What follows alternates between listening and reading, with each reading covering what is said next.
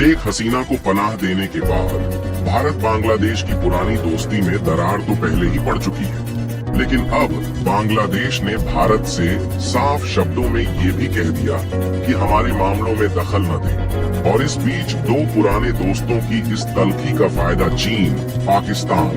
यहाँ तक कि अमेरिका भी उठाने की कोशिश कर रहा है। इसके अलावा अब बांग्लादेश भारत को लौट आएगा भारत की जमीन। जानिए कैसे होगा ये सब और कैसे दूसरे देश बांग्लादेश की नई केयर टेकर सरकार को लुभा रहे हैं और तख्ता पलट के बाद भारत के लिए क्यों बिगड़ते जा रहे हैं पुराने दोस्त से संबंध, जानेंगे आज की इस इंटरेस्टिंग वीडियो में। पर आगे बढ़ने से पहले इस वीडियो को एक लाइक करके चैनल को सब्सक्राइब जरूर कर लीजिए, क्योंकि यह आपके लिए सिर्फ 1 सेकंड का काम है, लेकिन इससे हमारी काफी बड़ी मदद होती है। दरअसल दशकों से भारत में रह रहे शरणार्थी हिंदुओं ने भारत से नागरिकता देने की अपील की है। बांग्लादेश से आकर महाराष्ट्र के गढ़चिरौली जिले में बसे हिंदू शरणार्थियों की आबादी लगभग 50,000 हो गई है और नक्सल प्रभावित इलाके में इन लोगों के लिए गुजारा करना बड़ी चुनौती रही है। ये लोग सालों से सड़क, बिजली, शिक्षा और चिकित्सा जैसी बुनियादी सुविधाओं से वंचित रहे हैं। यहाँ लोग अपने अधिकारों के लिए लड़ रहे हैं और जमीन का मालिकाना हक, बंगाली माध्यम में शिक्षा का अधिकार, जाति प्रमाण पत्र, आरक्षण और नागरिकता के अधिकार हासिल करने के लिए संघर्ष कर रहे हैं। गौरतलब है कि सीएए लागू होने के बाद इन लोगों के लिए नागरिकता हासिल करना और भी मुश्किल हो गया है।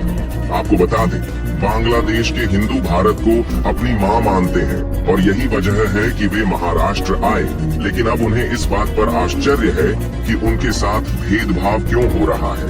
जबकि उनके पास जमीन का मालिकाना हक, जाति प्रमाण पत्र या नागरिकता नहीं है और वे बहुत संघर्ष कर रहे हैं। उनका कहना है कि हम सीएए की शर्तों को पूरा नहीं कर सकते।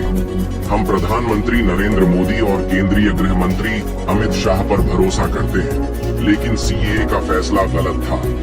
वहीं जो बांग्लादेश अपने यहाँ पर हालात ठीक नहीं कर पा रहा, वो अब भारत से मदद मांगने की जगह दूसरे देशों से मदद मांग रहा है और इसका फायदा उठाते हुए दूसरे देश भारत बांग्लादेश के बीच रिश्ते खराब करना चाह रहे हैं। दरअसल बीते दिनों बांग्लादेश को विकास संबंधी परियोजनाओं, युवाओं को सशक्त बनाने, लोकतंत्र को मजबूत करने, स्वास्थ्य सेवाओं में सुधार लाने और देश में लोगों के लिए व्यापार एवं आर्थिक अवसरों को बढ़ावा देने के लिए अमेरिका ने करीब 20 करोड़ अमेरिकी डॉलर की सहायता देने का वादा किया है और बांग्लादेश अमेरिका के बीच the development objective grant agreement के 6ठे संशोधन पर हस्ताक्षर हुए बताया जा रहा है कि इस समझौते के तहत यूएसआईडी सुशासन, सामाजिक, मानवीय और आर्थिक क्षेत्रों में अवसरों को बढ़ावा देने के लिए बांग्लादेश को 20.22 करोड़ अमेरिकी डॉलर का अनुदान प्रदान करेगा। और जो बड़ी खबर भारत और बांग्लादेश को लेकर आ रही है, उसके मुताबिक भारत के सीमा सुरक्षा बल और बॉर्डर गार्ड बांग्लादेश की बैठक में एक बड़ा फैसला लिया गया, जिसमें यह तय हुआ कि 200 एकड़ भूमि बांग्लादेश को लौटाई जाएगी, जो नदी के कटाव के कारण भारत में चली गई थी। रिपोर्ट के मुताबिक बीजीबी और बीएसएफ के सीनियर अधिकारियों के बीच रविवार को मीटिंग हुई, जिसमें विवादित भूमि का फिर से सर्वे करने और इसे सही मालिकों को लौटाने का संयुक्त निर्णय लिया गया। और अगर आपको नहीं पता तो बता दूं, यह विवादित भूमि दौलतपुर उप जिला में रामकृष्णपुर संघ के 40 पारा क्षेत्र में मौजूद है, जो पद्मा नदी के मार्ग में बदलाव और प्राकृतिक आपदाओं के कारण विवाद में रही है और इसने 3 किलोमीटर के क्षेत्र में अंतर्राष्ट्रीय सीमा स्तंभों को अव्यवस्थित कर दिया। इसको लेकर लेफ्टिनेंट कर्नल एम महबूब मुर्शीद रहमान ने बताया कि गत 10 फरवरी को सर्वेक्षण के दौरान पता चला कि लगभग 200 एकड़ दियाच बांग्लादेश की भूमि भारतीय क्षेत्र में और करीब 40 एकड़ दियाच भारतीय भूमि बांग्लादेश क्षेत्र में चली गई है। दोनों देश अब अक्टूबर में आधिकारिक रूप से सीमाओं को सही करने की तैयारी कर रहे हैं, जहां विवादित भूमि का फिर से सर्वे करने और उसे उसके वास्तविक मालिकों को लौटाने पर सहमति बनी है। लेकिन इसी बीच बांग्लादेश को एक बड़ा झटका लगा है। क्योंकि बांग्लादेश के जिस रूपपुर परमाणु ऊर्जा प्लांट का उद्घाटन होना था, अब उसके उद्घाटन पर अनिश्चितता के बादल मंडराने लगे हैं। दरअसल इस परमाणु ऊर्जा प्लांट के लिए पद्मा और जमुना नदियों के माध्यम से ट्रांसमिशन लाइन का निर्माण कार्य अवामी लीग के सत्ता से बाहर होने के साथ ही रुका हुआ है। शेख हसीना के प्रधानमंत्री पद से हटने के साथ ही इस ट्रांसमिशन लाइन का निर्माण कर रही भारतीय कंपनी ने साइट छोड़ दी है और प्रोजेक्ट डायरेक्टर जाहिदुल हसन के अनुसार ट्रांसमिशन लाइन के बिना $12.65 बिलियन के इस प्लांट का चालू होना अब संभव नहीं है।